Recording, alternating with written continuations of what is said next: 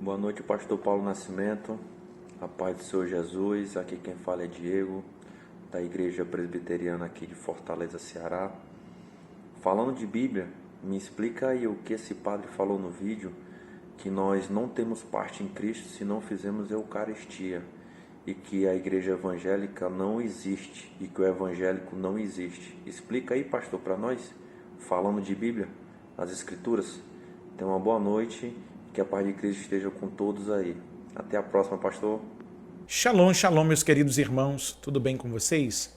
Eu sou o pastor Paulo Nascimento e esse é mais um vídeo resposta aqui do Falando de Bíblia. E nessa feita eu quero responder o meu irmão Diego, de Fortaleza, da Igreja Presbiteriana do Brasil. Gente, fico muito feliz, como assembleano que sou, poder também estar interagindo aqui com o irmão da Presbiteriana, mesmo porque o nosso canal é interdenominacional. Você já sabe disso por conta dos convidados que já passaram aqui para o bate-papo do podcast. Muito obrigado, meu irmão Diego, de Fortaleza, que assistindo um vídeo de um determinado padre, falando que a igreja evangélica não é autêntica, que só a igreja católica é verdadeira. Como assim? Só a igreja católica é verdadeira? Esses caras estão de brincadeira, gente. Só pode. Mas o texto que os católicos gostam de citar para afirmarem isso está registrado em Mateus, capítulo de número 16. Primeira coisa que eu quero pensar com você é que Pedro nunca foi católico, muito menos papa. E a Igreja Católica insiste em dizer que Pedro foi papa. Eu estive em Roma, na Basílica de São Pedro, onde estão os restos mortais do apóstolo Pedro, e eles foram tão covardes que pegaram os restos mortais de Pedro e levaram para lá. Isso é, se aquilo for verdadeiro mesmo. Tenho minhas dúvidas. Pedro, seguidor de Jesus Cristo, nunca teve parte, nunca se associou, nunca deu o braço a torcer para o governo e o Império Romano.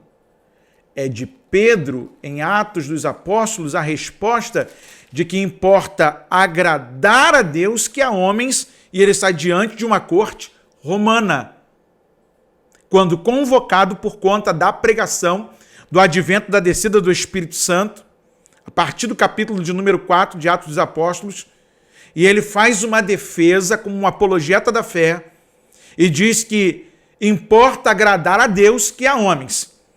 Então, a primeira coisa que a gente vai observar é que Pedro nunca foi católico. Ok?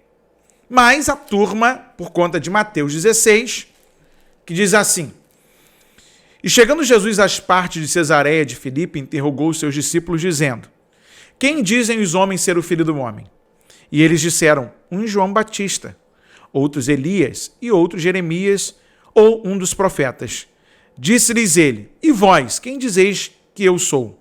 E Simão Pedro respondendo disse: Tu és o Cristo, filho do Deus vivo. E Jesus respondendo disse-lhe: Bem-aventurado és tu, Simão Barjonas, porque não foi carne e sangue quem tu revelou, mas meu Pai que está nos céus. Pois também eu te digo que tu és Pedro, e sobre esta pedra edificarei a minha igreja, e as portas do inferno não prevalecerão contra ela. E eu te darei as chaves do reino dos céus, e tudo que ligares na terra será ligado nos céus, e tudo que desligares na terra será desligado nos céus. Então mandou aos seus discípulos que a ninguém dissessem que ele era o Cristo.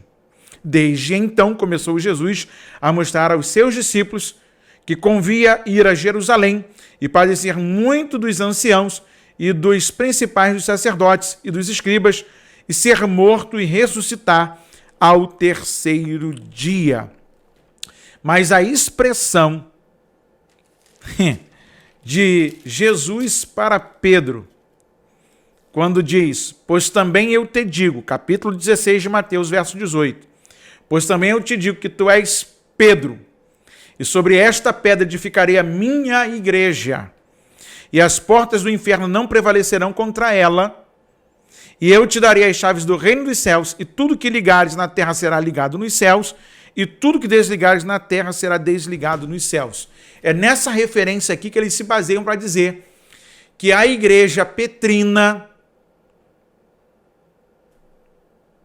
era autêntica e que a evangélica hoje, dos nossos dias, não. Que só eles têm a senha e o direito de ligar e desligar.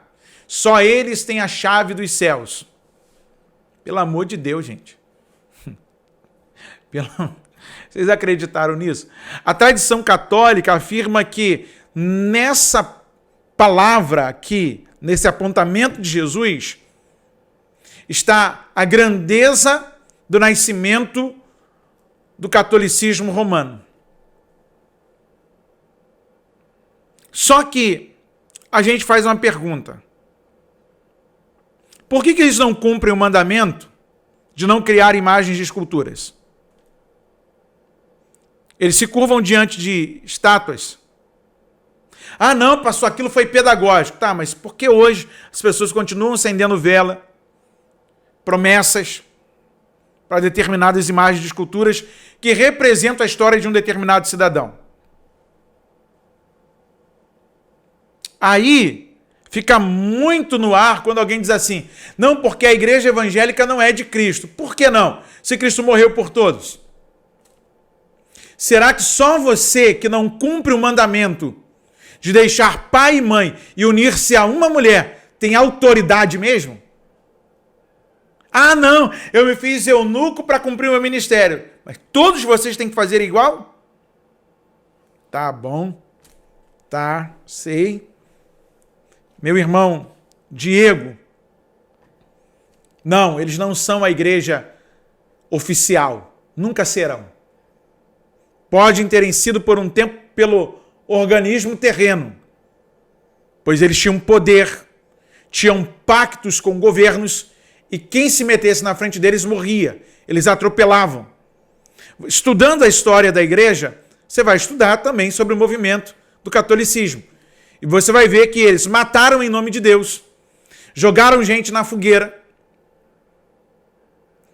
É neles a ideia do purgatório, da moeda que bate no fundo da lata, é uma alma que sai do purgatório, do Pio XV. Gente, vocês estão de brincadeira comigo, né? A Igreja de Cristo não é o nome denominacional. Assembleia, presbiteriana, congregacional, batista, comunidade. A igreja de Cristo somos nós, a igreja universal.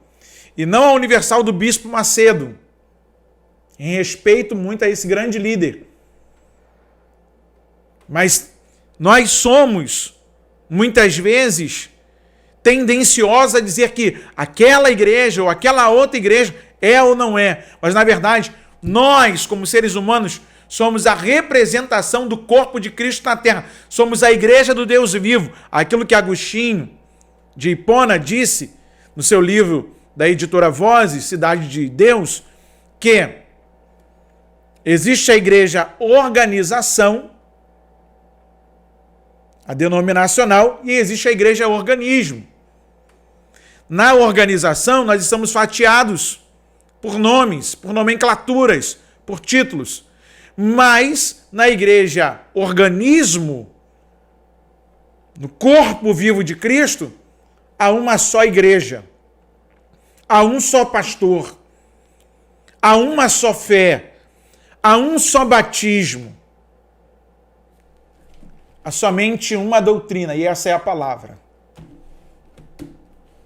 Meu irmão Diego de Fortaleza, muito obrigado por enviar para nós a pergunta. Muito obrigado por interagir com a nossa pauta aqui. Deus abençoe a todos os nossos irmãos presbiterianos, que são amigos demais, tem muitos amigos presbiterianos. Inclusive, tive a visita aqui de dois grandes presbiterianos, o reverendo Wilson Plaza e o Felipe Canosa, no nosso podcast, no nosso bate-papo. E você pode conferir também aí o vídeo de entrevista com os nossos reverendos, que são amigos, colaboradores aqui da pauta do Falando de Bíblia, tá bom? Deus abençoe a você. Você pode fazer como o nosso irmão, que enviou a pergunta através do WhatsApp, ou, se você quiser, pode também interagir com a gente lá no Instagram, @falando de Bíblia oficial, e aqui nós vamos seguir falando de Bíblia. Lembrando que as credenciais da igreja verdadeira são aquelas onde Cristo é a prioridade, o centro de tudo. Toda igreja que não tem Cristo como centro pode se chamar de qualquer outra coisa, menos de igreja. E ela tem que ser bíblica.